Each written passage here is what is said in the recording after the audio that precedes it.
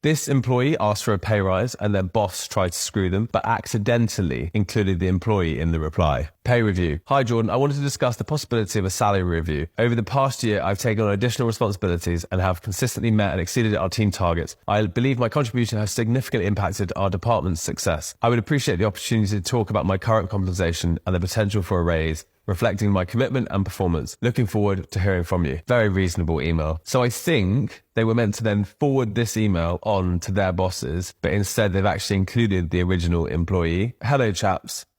He's just sent me this. To be honest, I wouldn't want them to leave. It would be a pain in the ass. However, I don't really want to be paying them much more if we don't have to. What do you think is the lowest pay rise I can give them to keep them happy? I was thinking I could actually give them 3% pay rise and say they can get a 10% pay rise at the end of the year. That way we'll get loads out of them as they pursue the rise. But if we don't feel like it at the time, we can just retract it. I mean, that is literally appalling. And they've sent it back to the employee, bear in mind. This is now the employee's email forwarding the whole chain directly to HR. Dear HR team, I hope this email finds you well. I recently reached out to my manager Jordan regarding a salary review due to my increased responsibilities and performance. I received a response from Jordan, which appeared to have been mistakenly forwarded to me and a few others in the senior team. The content of this email is concerning as it suggests tricking me into working hard and then the possibility of retracting a promised pay rise. Good on them for sending that email. Dear thank you for bringing this issue to our attention. The email chain you forwarded raises significant concerns, not only in terms of specific incident, but also in relation to the broader issues of managerial conduct from this individual. Please be assured that we are taking this matter very seriously. We would ask that you keep this confidential for now, and if you haven't alerted Jordan, please do not. We have initiated a thorough investigation into the situation, as well as a review of past incidents that might be relevant. The behavior described in this email does not align with our company's values and policies. Regarding your initial salary review request, we want to assure you that it will be handled fairly, independently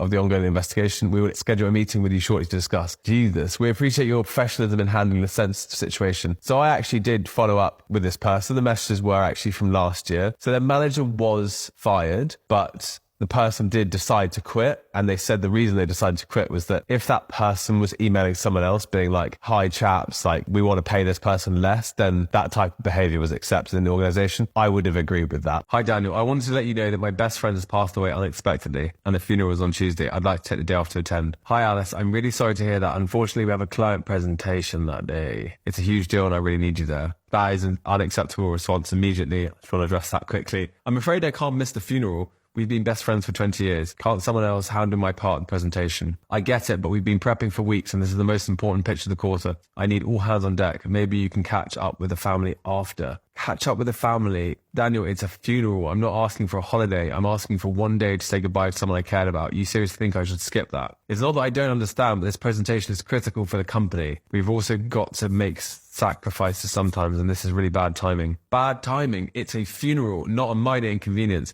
You're putting a client presentation above a personal tragedy. I can't believe this. I'm not trying to downplay it, but we all have to push through tough situations. Can't you take another day off next week instead? Are you serious right now? I'm telling you, if I don't get the day off, I'll be resigning. This is completely unacceptable. Let's be rational.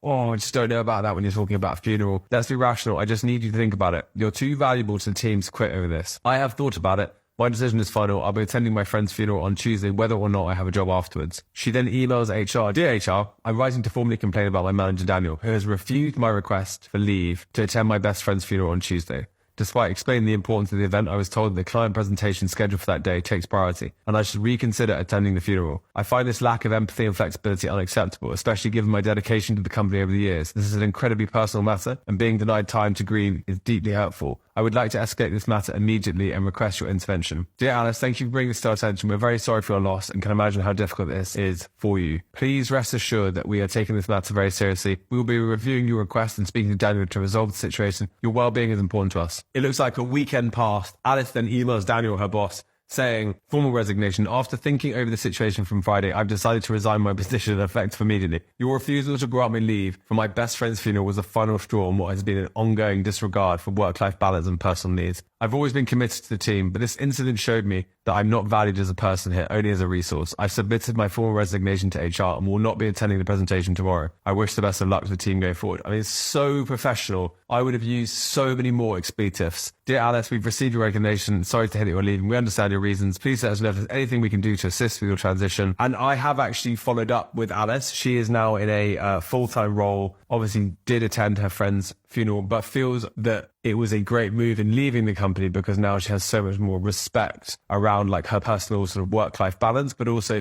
just generally, when considering like personal matters, they're much more considerate as a company. I'm scheduled to be in today, but my daughter has had some nasty bug and was sent home from school for being sick. I'm going to have to take care of my daughter the next couple of days, so I won't be in. I'm sure you can respect her well-being, of course, comes first. If there are any issues, keep me posted. Thank you. Why can't your wife do this? This is not your responsibility. Wow.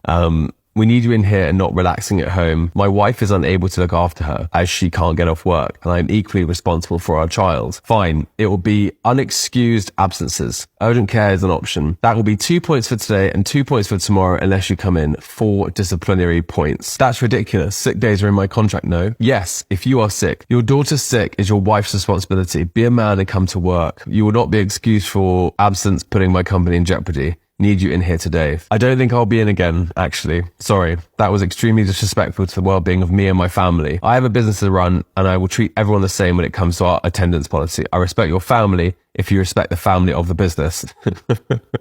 You agreed for the policy during your orientation. Wow. I mean, that is a mental story. Obviously, the stupid thing is, and I've had it a few times on this channel, is like, if someone has a problem with their child is ill, like, don't act like a dick in that moment. Act awesome in that moment. Give loads of flexibility, really try and support that person. And then, that person will in turn be incredibly loyal, incredibly thankful to you. And that's like a real moment in time. That person will always say, my boss was so good with this situation, rather than this case, sounds like the person's quit or the person's leaving. The other thing is like, this boss is like the most sexist person ever. Like, why does his wife have to look after the kid? And why is it like the wife's responsibility? I would say, as I say in a lot of these videos, like, language and tone always a dead giveaways. Like, this boss is not the boss to work for, because if they're going to act like that now, they'll act like that forever. And that is their pre-built perception of the world. And so I wonder what that guy is actually like to women in his organization. Must be awful. Hey, I was wondering if you could stay tonight. There is a shift that no one's assigned that needs to get covered. I can have you off at 5 a.m. You can have a sleep between shifts. Let me know. God, that is kind of him. Unfortunately, I can't cover today. Sorry. I really wasn't asking. Nobody else is able to cover. I don't understand why everyone assumes that I can cover every available shift. Some of you guys need to carry the weight and be team players. I am already scheduled for 9 a.m. to 8 p.m. today. Wow. I mean, that's already a long shift. This is my usual schedule for the beginning of the week. I am scheduled to be back at 2 p.m. tomorrow. It is not legal to schedule me for 20-hour shifts without my consent. I swear I'm covering all the time. I mean, that's completely fair. I don't even think that's legal to commit someone to a 20-hour shift without them giving permission. I mean, this person's already working a crazy shift, to be fair with you. Well, look, I'll try and find someone else next time so you can have more time off, but I need you to know, I mean, what is he, like, he's not having time off. The guy's working a 12-hour shift. So the time off that he has is to sleep. I do not know how I can say this any other way. So polite. But I cannot tonight. I don't think I need to give you a reason, but the short version is I have dinner with my wider family tonight. Very polite. How convenient. You can come after dinner though. Bloody hell. I'm not available. Please stop messaging me. I genuinely feel like you're harassing me now. I am not harassing you. I'm just asking you to do your job, which is so ridiculous because it's not their job to do a 20-hour shift without, sign off. Your generation is so ridiculous. I mean, I think we can all picture what this person looks like. Mark, I'm going to screenshot this whole message chain and send it to HR, as I feel this is a personal attack on myself. Well, look, I mean, congratulations to the person, because I think they handled that incredibly well. And I think the boss, even the comment, like, your generation, he's there being like, I'm so good at my job, I'm so important, and this person's, weak and whatever. But the reality is, like, they're already working a 12-hour shift, and he's asking them to work a 20-hour shift without any notice. And he's just trying to have dinner with his family. So obviously, I think the firm actually handled it really, really well. So yeah, take note. I hear you're sick again. Sick enough to not come in, but well enough to do some work. It's going to be a good one. Hi, Mark. Yes, as I said to HR, I am feeling terrible. I have a terrible headache and a bad cold, so I can email and do some work from home, but coming in would be very difficult and not good for everyone else. Fair enough. Sounds lovely. I wish I could work from home. I will expect you in this afternoon. Mark, I'm very sorry, but I'm really ill and I won't make it in. You were saying if I come round to yours right now, you'd be sick and not just relaxing. Please don't come round to mine. Actually, I quit. Sally, I'm joking. It's a joke. Of course, it's not a problem at all. Take all the time you need. I shouldn't have to have aggressive text argument with you when I'm sick. No, please just send me my check. I mean, that is ridiculous. But I actually reckon there are probably so many of you, I've certainly seen, experienced that before, when you are legitimately sick, like you have a cold, you're at home, you're infectious, other people will catch your cold, and you want to work from home because, you know, with a blanket on, a duvet on, and your laptop, you can get through some work. You're even trying to work when you're not 100% well, and you're still getting this shit and these passive aggressive, like egomaniac managers. And I think, you know, this is obviously an extreme example where the person's like, I'm going to come around to your house, which feels really threatening and creepy.